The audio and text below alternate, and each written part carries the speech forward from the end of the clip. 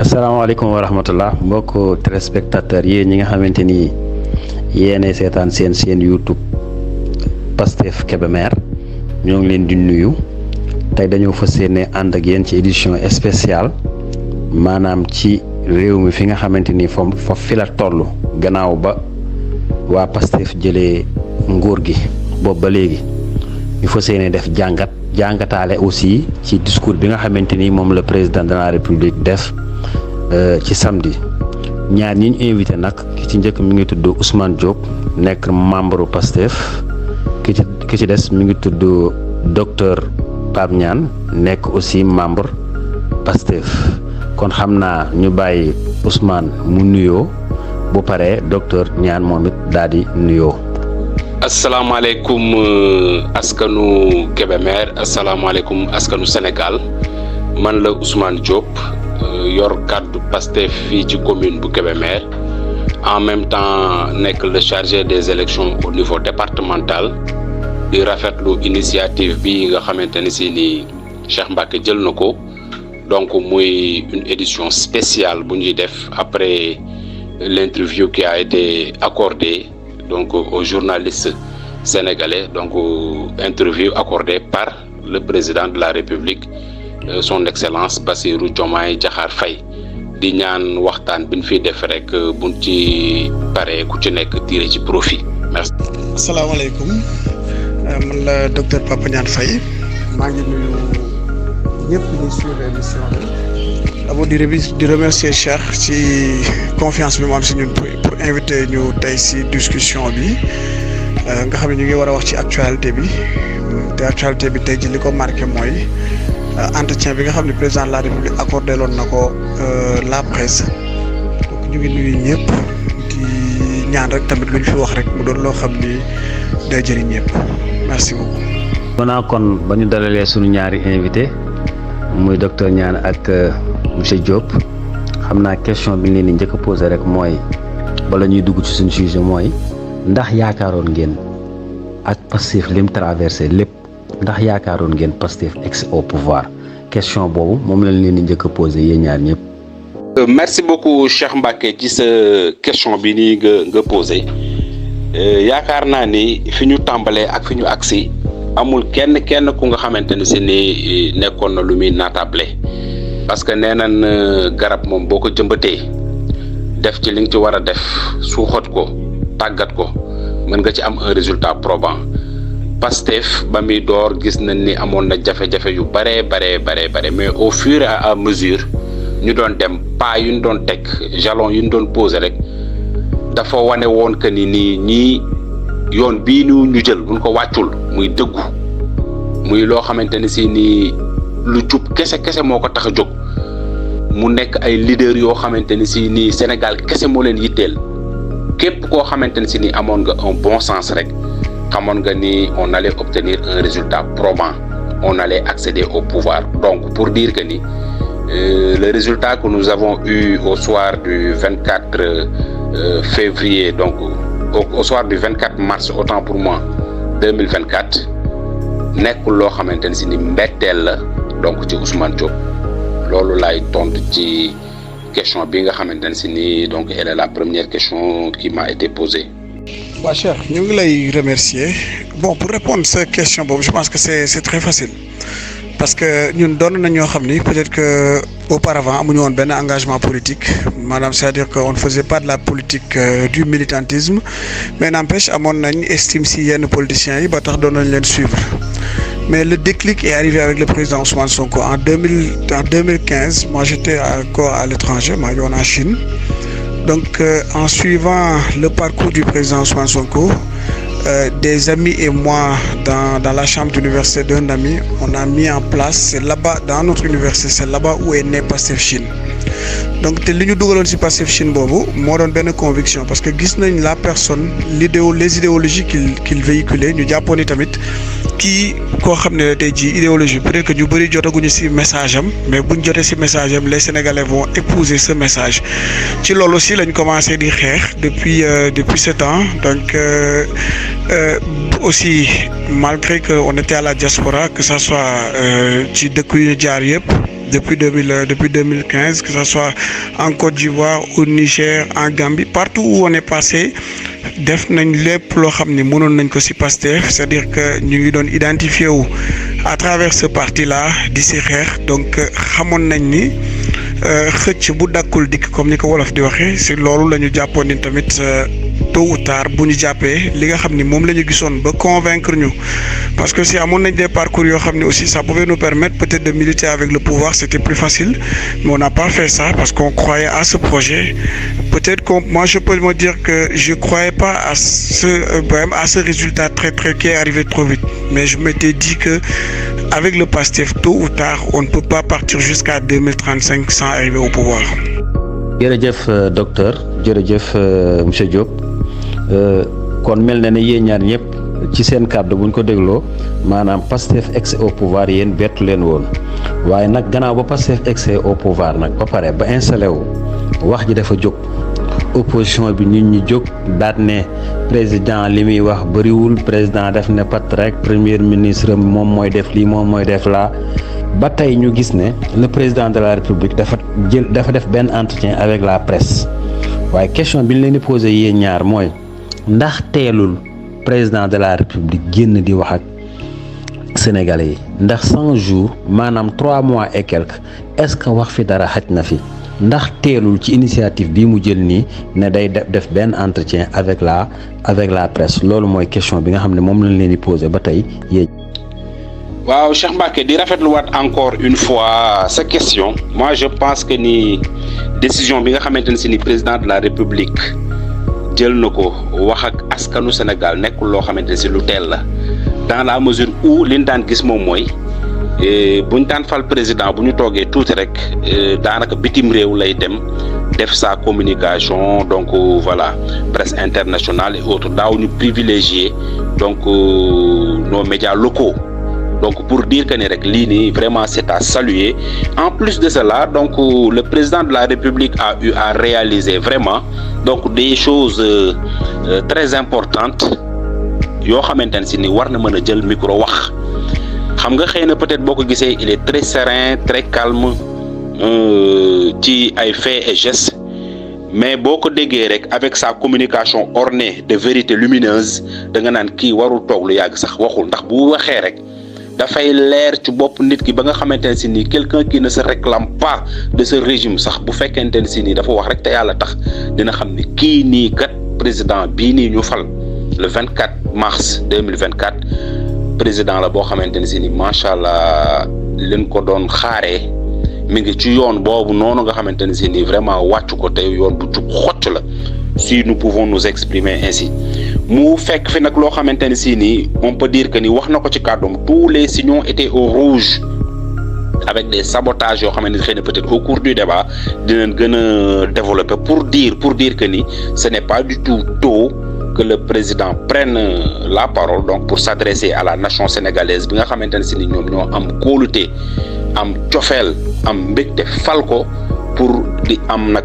espoir boo xamante ne si ni vraiment du jour au lendemain dañuy xam ni c'est toujours bon d'avoir espoir ci personne boo xamante ne si ci nit koo xamante ne si ni vraiment mi ngi lay wan ay signaux yoo xamante ne si ni vraiment donc c'est mënees nañoo am espoir boobu noonu que ni dina réaliser wu. man daal donc loolu réponse boobu lay apporter par rapport donc à la question suivante. Ouais, cher, merci ci question bi. Et moi je vais aborder dans le même sens que Ousmane si première partie question bi, parce que comme boo déggee le président il a donné cette précision même, parce que beaucoup se posaient cette même question, mais il a donné la précision wane ni presse internationale bi ñu ko doon laaj génn na presse internationale bi doon ko laaj en interview, mais mu ni bëggul woon a wax ak ñoom avant muy wax ak Sénégalais. Moi je pense que ça c'est une rupture, parce que déjà on constatait que si je prends le cas par exemple du président Macky Sall, on constatait que la presse, on entendait souvent ñuy wax ci suuf la priorité à la presse internationale, le président s'adresse souvent à la presse internationale. Donc je pense que ça c'est une rupture à saluer. Et dans l'autre sens aussi, moi je parle pas de réalisation, d'exposer réalisation, mais je pense que c'était l'occasion pour le président aussi pour éclairer la lanterne des Sénégalais sur pas mal de sujets qu'il a abordés. Je pense que comme Nico Ousmane waxee aussi sujet mën nañ ko développer ci biir discussion bi. Donc dans ce cas, je vois que c'était pas trop, c'était le moment et c'était même le moment idéal pour s'adresser aux Sénégalais dans un format aussi très transparent, c'est-à-dire un format où il ne va pas faire un discours, mais il sera face à des journalistes chevronnés qui vont lui poser des questions. Merci. waaw jërëjëf Ousmane jërëjëf docteur buñ dégloo ci seeni kàddu dafa mel ne yéen daal da ngeen ne suñ ko tënkee président daal jeex naa wax muy si yéen ñaar ñëpp seen kàddu man Ousmane question bi ma lay posé mooy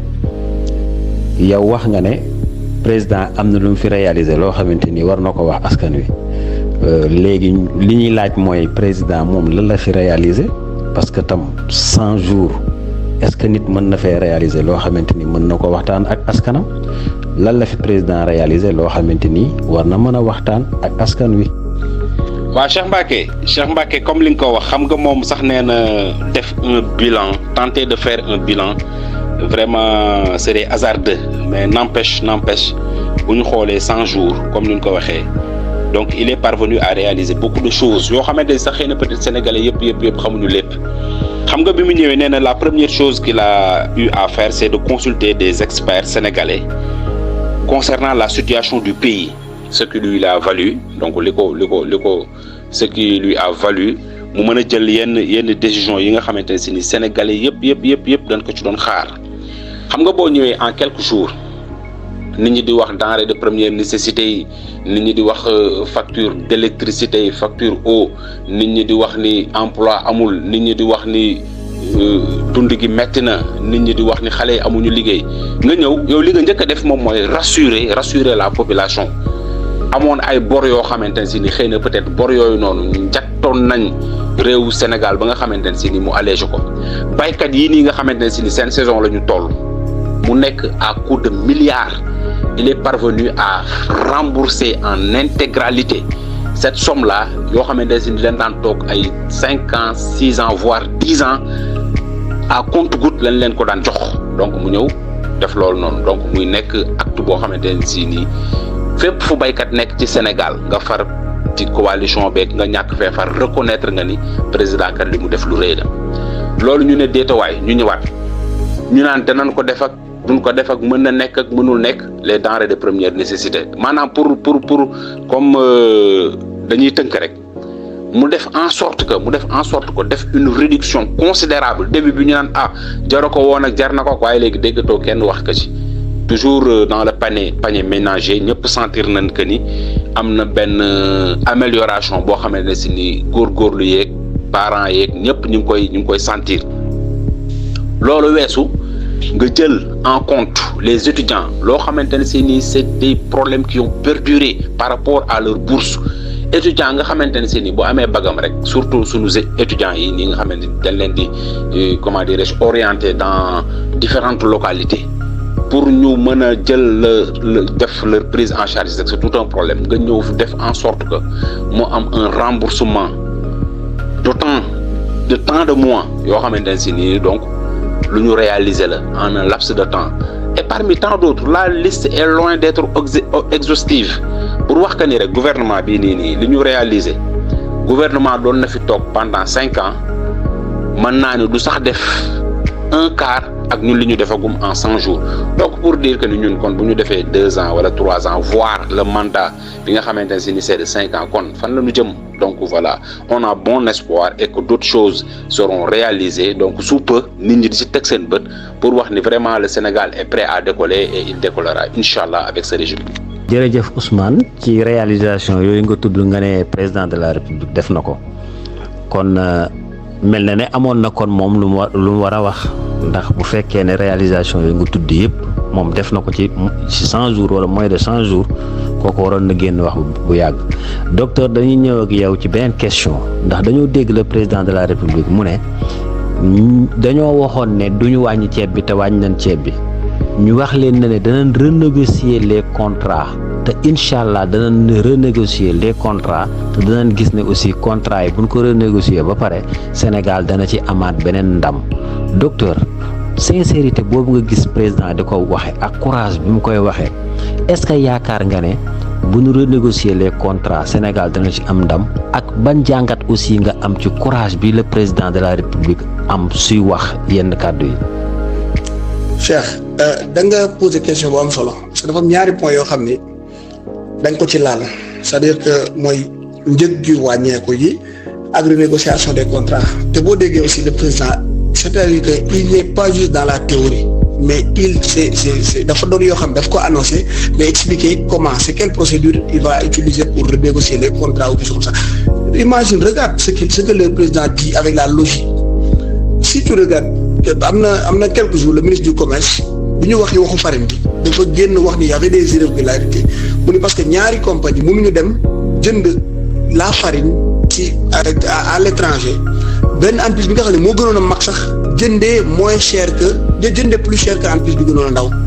et c'est dans cette logique même que le président justifie même la baisse des prix parce que président mu wax ni c'est-à-dire que la commande publique dafa am solo parce que tey jii yow boo ñëwoon di jënd benn produit si benn commerçant tu peux acheter benn quantité bu faible kooku peut-être que dina am problème pour defal la réduction yi mais la commande publique si la commande publique est surveillée ou bien assurée par l'État c'est-à-dire que État fexe ba tey jii ñi nga xam ne que comme je prends le cas de la farine ñi nga xam tey day jënd farine État négocier ba am un prix boo xam ne moo gën a ndaw fexe ba indi ko au port pour que gars yi jëlee ko foofu pour continuer continuer par exemple le processus te tey jii boo dégloo tamit même en dehors de réduction des prix parce que loolu tamit c'est une logique te boo xoolee tamit li mu expliquer mais du dafa joxe une théorie rek bañ a joxe aussi la méthode parce que boo xoolee contrat minier aussi il a donné le cas du Mali parce que tey jii ki nga xam ne tey jii le code minier actuel moo leen lii ak Sénégal mais tey jii bu Sénégal defee ay réformes changer le code minier mais ñooñu tamit ils auront toujours leurs intérêts à défendre mais donc ça va les pousser à aller vers des tables de négociation discuter de ces points parce que tey jii bu code minier bi si un nouveau code minier si le code minier est révisé et adopté mais ils seront obligés de suivre ça. Donc loolu tamit c'est-à-dire que joxu la defu la rek des théories sans pour autant te donner la pratique c'est-à-dire l'approche pratique comment on va s'y mettre je pense que loolu tey mooy li ëpp solo tey jii pour et li lay wan ne tey jii on a le droit de croire à ce que à li mu wax maanaam dinañu baissewaat les prix des denrées mais aussi dinañu aller vers la négociation des contrats donc loolu daal ñaari points yooyu daal loolu laa amoon ci loo xam ni voilà dina am na mën naa ko ci indi comme éclaircissement. jërëjëf docteur kon daal yow buñ la dégloo maanaam c'est possible mën nañu renégocier les contrats ba Sénégal gisaat ci boppam Ousmane xam naa dañ lay bàyyi nga aborder même question mais aussi nga ñu yokkaale si ndax Ousmane yow sentir nga ne rupture am na rupture bi nga xamante ni moom la waa Pastef doon woote ndax rupture boobu yow tey sentir nga ne rupture bi am na ci côté yépp rupture ci côté bi nga xamante ni moom la ñuy waxee le président doon moom la daan waxee ak les journalistes yi nekk tugal ak rupture ci doxin bi ak ci justice lépp ndax sentir nga loolu. Cheikh Mbacké damay sawar ñëw indi ay tontu ci sa laaj bii nii comme ni ko docteur waxee nous avons un gouvernement qui allie théorie et pratique yamuñu ci théoriser nii rek sëlëm nit ñi non lu ñu théoriser rek ñoom dañ koy bëgg a pratiquer nit ñi teg ci seen gët donc loolu noonu mu nekk loo xamante ni si nii vraiment donc on peut dire que ni le style de gouvernance n'est pas le même avec le régime sortant donc régime bi nga xamante si dañu génn nga xamante si dañ la daan tenir non seulement ay propos yu xaw danse ba pare di la wax loo xamante si doo si teg sa bët donc nous avons des autorités qui sont soucieuses et méthodiques qui veulent tenir leur engagement appliquer ko à la lettre ni ñu ko waxee donc loolu signe de rupture la boo xamante ne si ni Sénégalais yëpp teg nañ ci seen bët ni ñuy gouverner ce n'est pas du tout la même chose il y a de cela quelques jours je peux dire comme li ñu habitué woon di ko gouverner donc rupture ci loolu rupture ci wàllu justice. Le premier pas aussi ou bien le premier acte que le président a eu à poser dafa woote des assises de la justice nga xamante ne si nii je peux dire que ni rapport yi sax déposé nañ ko ci ay kàddoom dégg nañ sous peu dans quelques semaines peut-être on aura une décision définitive concernant la justice ba mi ngi wax sax des mouvements seront faits concernant les magistrats donc des hommes qu'il faut à la place qu'il faut ou bien aux places qu'il faut si vous voulez. Donc loolu noonu rek dañuy wax ni rupture la gis nga Cheikh Mbacké ma ñëw rek pour wax la les 54,28% qui ont élu le président de la République son excellence Bassirou Diomaye Faye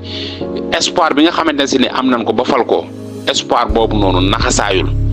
ndax maa ngi koy wax sànq signaux yi yëpp daf ko montré gis nga la jubal jubbanti dafa nekk une réalité boo xamante ne si léegi xale yi sax dañ koy café di ko fowee di ko waxtaanee réalité la c'est une rupture au sens large du terme foo mënti dem boo demee ci secteur bu ci nekk ministère bu ci nekk bi ñu tegee gouvernement bi rek tout le monde a senti que lii nii nekkul benn gouvernement boo xamante ne si nii bon mbiru politique wala question de prochain mandat moo leen yitteel wala yooyu non non non non on a pris des technocrates on a pris des techniciens pour ne pas abuser du mot pour wane que ni Sénégal dafa toll foo xamante ne si ni ay borom xam-xam la soxla ngir ñu jëlee Sénégal point A bii nii mu stagné pendant des années durant pour yóbbu ko peut-être à un point F ou bien L ou bien voilà donc mi ngi noonu un grand bond en avant qui est en train d'être fait Sénégalais yëpp teg ci seen gët xam ni donc rupture am na au sens large du terme. jërëjëf monsieur Diop mel na ne ci sa biir wax gis nañ ci ne yow d'accord que ne ci rupture am na ci Sénégal ci justice bi ci façon bi ñuy nommer ak lépp daal ak population bi aussi ci say tontu nee nga sentir nañ ne rupture am na xam naa ci noonu la ñuy aborder docteur moom it ñu laaj ko même question docteur ndax réellement concrètement mën nga maa indil duutal ma baaraam ne ma fii rupture am na fi fii rupture am na fi xam naa aussi bu fekkee question bi ñu posé woon sànq am nga loo ci bëgg a compléter aussi nga compléter waale ko. waa Cheikh bon pour aborder même cette question parce que je pense que Ousmane a l'essentiel, même Ousmane l'a dit, mais moi je vais aborder par exemple dans le sens de la gestion par exemple parce que bon par exemple quand le président parle par exemple de la commande publique, la gestion de la commande publique, c'est-à-dire que da ngay gis ni am na beneen xeetu yor dëkk boo xam ni ñu ngi koy yore réew mi parce que tey jii bu demee ba wax ni dans le secteur de la santé il y a des contrats qui avaient été signés yoo xam tey jii dañu arrêté la procédure parce qu'on avait vu que c'était surfacturé et lui-même il a constaté qu'il y a les priorités, c'est-à-dire que maintenant on parle de sens de la priorité parce qu'on avait un gouvernement qui même auparavant qui ne pensait que par exemple à def ay wax ni maa def lii donc maintenant on parle de la priorisation, c'est-à-dire que lii moo gën a important lii parce que bu la ne tey jii dama arrêté ay contrats yoo xam ne tey jii nii ça passe par exemple c'est par exemple des commandes pour les hôpitaux parce que j'ai vu que ces montants on peut construire 2 hôpitaux de référence mais loolu c'est une rupture profonde, c'est une rupture profonde parce que doon ñu xalaate noonu wala tey jii le président te dit quand on parle par exemple de diplomatie on parle le président te dit ouvertement que attends su may jël ay financement c'est parce que dama koy def si dans des secteurs yoo xam c'est intéressant, ça veut dire que je suis pas contraint à prendre un financement par exemple des bailleurs ou bien des institutions financières donc bu ñu may jox financement pour ma jël ko c'est parce que dañuy accepter man ma def ko fi nga xam ne moo ma gënal mais je pense que ça c'est une rupture par exemple du point de vue de la gestion. Je pense que loolu laa moom si lu may yokk si question bi par rapport ak li Ousmane wax lépp parce que Ousmane a presque je pense dit tout voilà. jërëjëf docteur jërëjëf monsieur Diop Ousmane gannaaw ba nga xamante ni déglu nañ seen wax ci rupture ak moom sa bopp ji nga xamante ni moom ngeen développé ngeen ne Sénégal daal. gis nañ ne rupture am na fi ci justice ak ci lépp waaye aussi docteur wax nga ne Sénégal le président de la République dem na ba wax ne xaalis bi nga xam ne dañ koy wuti bitim réew sax noo xool fu ñu koy dugal waaye kenn duñu dicté ñu def leen lii def leen lee leneen li nga xam ne dañ ciy dellu si muy lu am solo te mooy suuf Sénégal dafa nekk loo xam ne président bu dikk sax da koy xaw a ragal mais ñu gis ne le président Bassirou Diomaye Faye da ko abordé avec beaucoup de sérieux mu dem ba wax ne suuf si nga xamante ni ay ñett ak ñeent ñooy jël ay hectares yu baree moom ko loolu jeex na Sénégal dinañ jëlaat suuf si joxaat ko Sénégalais ban jàngat ngeen ci am monsieur Diop Ousmane ak docteur Niane ban jàngat ngeen am ci question boobu nga xamante ni le président abordé na ko avant ñuy dugg ci li nga xamante ni moo jëm ci bitim réew. Cheikh Mbacké question yi am na solo trop lii rek dafay wane ni jaay doole gi daan am ci réew mi ngi takk wala boog mën nañ ni takk na ndax boo gisee histoire bi xawoon Mbourkat bi le président jëlee le pouvoir mu def un déplacement dem ba foofu saytu avec les autorités compétentes ñu xool travaux yeen fa daan def ak yooyu noonu ñu arrêté lépp pour saytu ko ñu ne déetawaay donc les travaux qui étaient en train d'être faits sur le littoral mu nekk mbirum suuf tamit loolu lépp aussi tamit ñu demander à l'arrêt des travaux cela veut dire que ni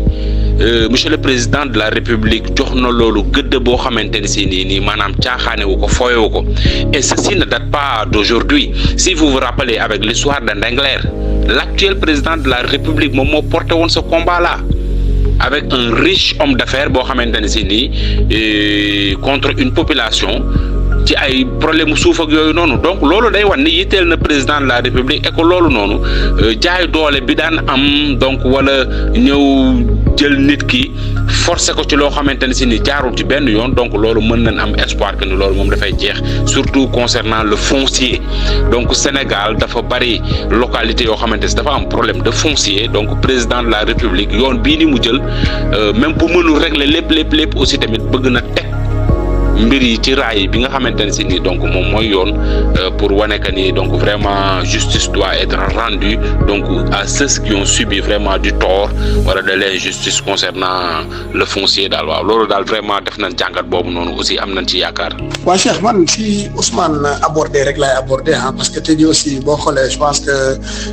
bëgg a teg mbir si yoon weesuwul tey jii mu dem wax ñu defal ko ñu proposé ko ñu defal ko le rapport d'état des lieux li xew que ça soit à Mbourkat que ça soit à dans le littoral aussi te aussi président aussi yàgg na porter le combat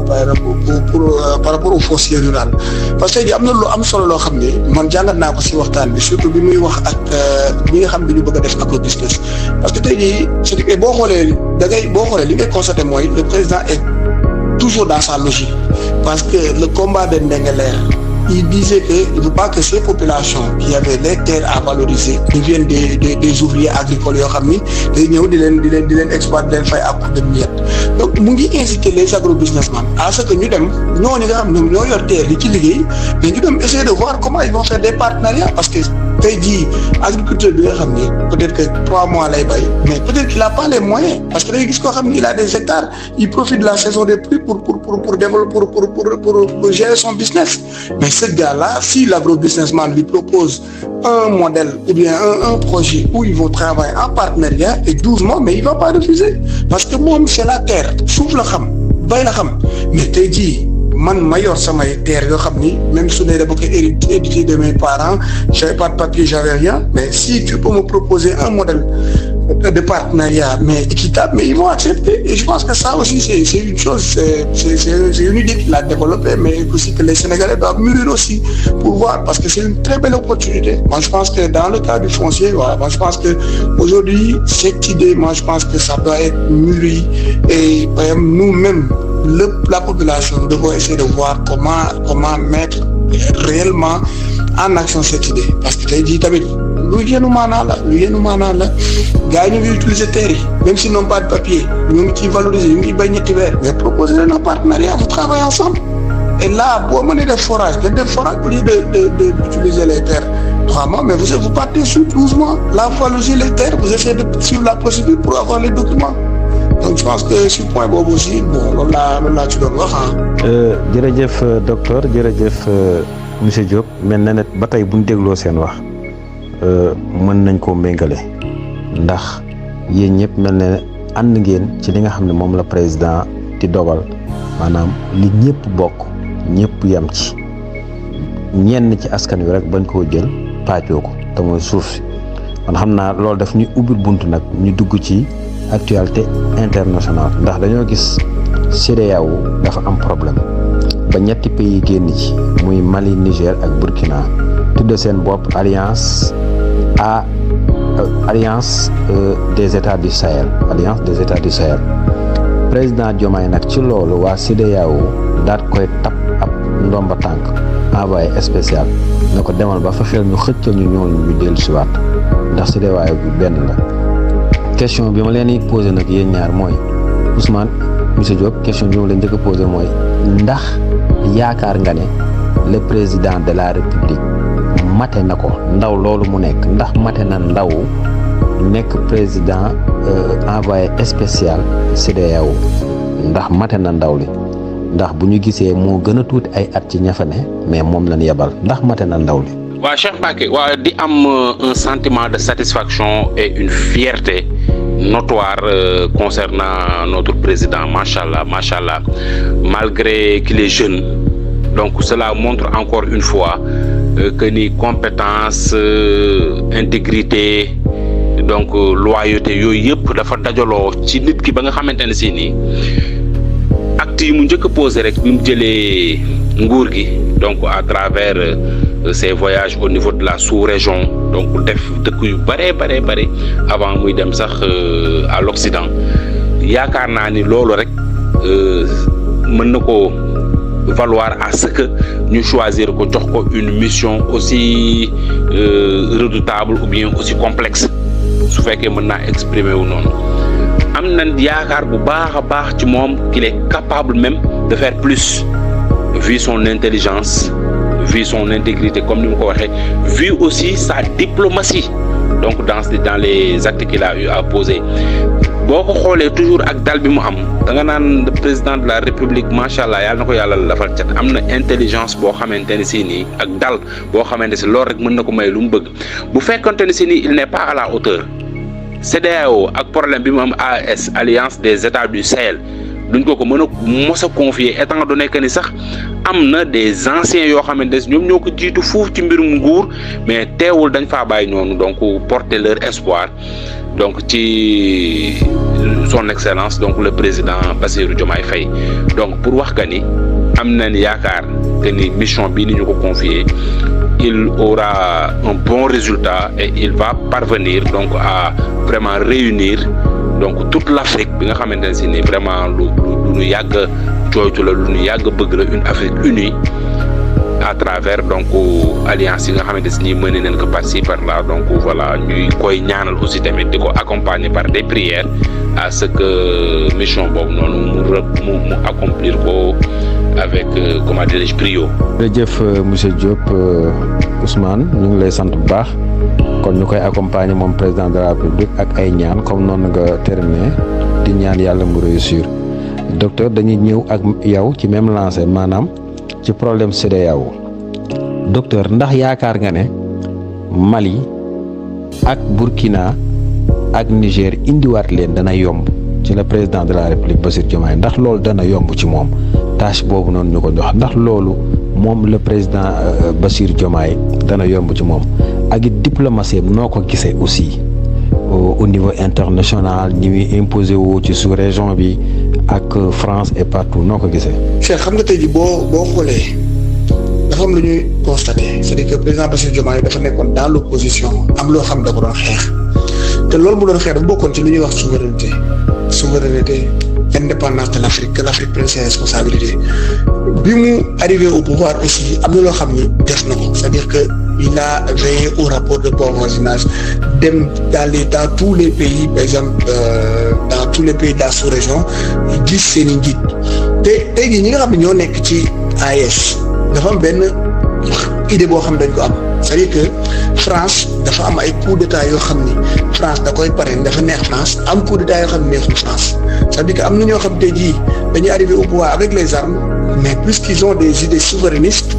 arrangé wul France et CEDEAO tamit pour ñoom CEDEAO day suivre dans la logique de la France c'est-à-dire que CEDEAO li neex France la bëgg a doxal donc pays yooyu tant que ñu ngi am idée boobu noonu di gis ni rupture boobu changé wul la médiation sera très difficile donc quant à di laaj si le président, par exemple, étant le plus jeune président élu démocratiquement en Afrique même, si ndawul pour ñu jox ko mission, je pense que c'est ndawul parce que voilà, comme niñ koy waxee aux ans bien nés, la valeur n'attend point le nombre des années. Donc ndawul, mais la mission, je pense que li ko gën a mën a yombal mooy tey jii les pays de l'AES disent la rupture par exemple de la CEDEAO avec la France, parce que tant que la CEDEAO n'a pas consommé une rupture intégrale avec la France, ñoom du ñu dem, parce que tey boo xoolee aussi même la monnaie de la CEDEAO l'éco lan moo ko bougé woon, parce que le Nigeria a posé ses conditions par rapport au CFA où la France par exemple est dans le conseil d'administration, les billets qui étaient imprimés en France. Donc je pense que tous ces points-là il faut ñu résoudre ko pour que la médiation puisse être facile. Mais am na lu am solo loo xam ne le président wax na ko mooy le fait que la CEDEAO s'affaiblisse s'il y a 3 pays qui sortent, et c'est les 3 pays qui sont très importants en termes de superficie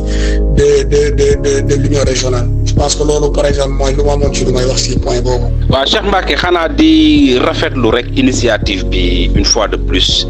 di wax ni lii warul di gëj, parce que non seulement ça nous permet d'échanger sur l'actualité, en plus de cela aussi tamit weccante xalaat, ndax xalaat du doy. Man li may tënkee samay kàddu rek mooy benn triptyque boo xamante ne si nii mën naa ko tuddee donc direction, orientation et tendance. Donc gouvernement bii nii ils ont pris une direction très précise avec des orientations nettes et une tendance à bien gérer ces orientations-là. Loolu laa bëggoon a tënkee samay kàddu pour wax ne ñii fi ñu jëm, fi ñu teg seen tànk xam nañ ko bu baax a baax. Point de chute bi aussi tamit xam nañ ko incha allah. Sénégalais yi dañ leen a fal am ci ñoom espoir, et je sais que ni espoir boobu noonu duñ ko neenal parce que facteurs yi dafa bari, et je peux dire que ni tous les éléments d'appréciation donc sont là, visibles même, et que vraiment li ñu gis ñu laan doxalee noonu ak lii ñu gis nii boo ko xoolee am na une très grande différence su fekkente ne si ni dañu wax rek de façon objective. Gouvernement bi nii teg nañ leen fi 3 mois lañ fi defagum,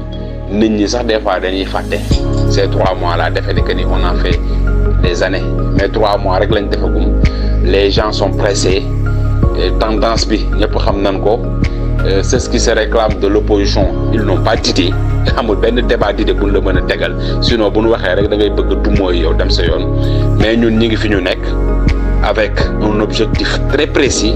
boo xamante ne si ni yaakaar naa ni le moment de faire le bilan au sens large du terme, une fois ñu arrivé à ce stade-là, tous les Sénégalais applaudiront donc des 2 mains, et que bon voilà, xëy na sax li nga xamante ne bëgguñu ñu koy wax yeneen mandat yi nga xamante ne si ni dans l'avenir la boobaa Sénégalais ñoom ñooy plébisciter ce régime-là, wax leen ni doyaluñu, comme ni ko waykat boobu noonu doon waxee. Encore une fois di la remercier toute l'équipe commission stratégique donc de PASTEF commune Kébémer, donc di wax ni à bientôt. jërëjëf docteur, jërëjëf monsieur Diop, déglu nañ li ngeen wax lépp. Docteur, dégg nañ sa kàddu yu mujj nga ne président dafa wax ne maanaam bu fekkee ne CEDEAO ñetti pays yooyu dañ coo génn mën na wàññi dooleem, te su boobaa mën na wàññi doole Afrique ci lu bare bare, surtout Afrique sowu jant. waaye xam naa ne li ñu olof di wax naan li duuf lépp xajul ci nag wi, dañuy bàyyi nga tàggatoo comme ni ko Ousmane defee, sa kàddu gu mujj bu fekkee ne am na loo xamante ni waroon nañ ko indi te indiwuñ ko, nga indi ko daal defaale tàggatoo, bu ko defee incha allah rabbi bu beneen yoonee dikkaat ak yéen ci yeneen sujet. waaw Cheikh, xanaa di la remercier ci initiative bi ak opportunité bi nga ñu jox tey jii pour ñu mën a def échange, te ma décortiquer aussi le discours du président ak notre frère Ousmane. di aussi remercier waa PASTEF Kébémer yëpp ci liggéey bi nga xam ni tàmbali nañ ko temps yi, donc di woo ak militants yëpp aussi ak sympathisants yi ñu ñëw autour du parti pour que ensemble qu'on puisse réussir nos activités de vacances. Parce que tey jii xam nga ni am na yoo xam ne lancé nañ ko lu mel ni VAP yi, donc même aussi am na yeneen initiative yoo xam ne prévoir nañ ko lancer ko aussi pendant les vacances donc ñu ngi si woowaat patriotes yëpp donc ñu mën a ñëw jàpp ci ak sympathisants yëpp ak ñëpp ñi nga xam dañuy aussi moo xam dañuy politique moo xam politique ñu mais Sénégal développé moo leen ñor Sénégal jëm kanam moo leen ñoo leen ñor merci beaucoup encore une fois. jërëjëf docteur jërëjëf monsieur Diop. jërëjëf téléspectateurs yi nga xamante ni yéen seetaan sunu chaîne YouTube les patriotes Pastef Kébémer tey ñoo leen ni woon édition spéciale ñu fas yéene waxtaane woon ñu doon waxtaane tolluwaay réew mi waaye aussi daal di waxtaane woon tamit li nga xamante ni moom le président de la république doon jàkkaarloo tey ak journaliste yi taskatu xibaar yi ñu àndoon si noonu nag ak sunu ñaari gan muy docteur Pape Niane ak monsieur Diop Ousmane ñoom ñaar ñëpp ñu nekkoon ay responsable Pastef bu Kébémer kon ñoo ngi leen di sant di leen gërëm di leen jox dig daje ci yeneen édition waaye tamit duñ jeexal mukk te fàttaliwul leen activités yi nga xamante ni moom la waa Pastef bu Kébémer nekk di def muy VAP vacances agricoles patriotiques nga xamante ni ñi ngi ci fan yi nekk ci ay tool yoo xamante ni ña nga cay bay pour jëfe ndigal li nga xamante ni moom la le premier ministre wax ak le président de la république kon ñoo ngi leen di sant di leen gërëm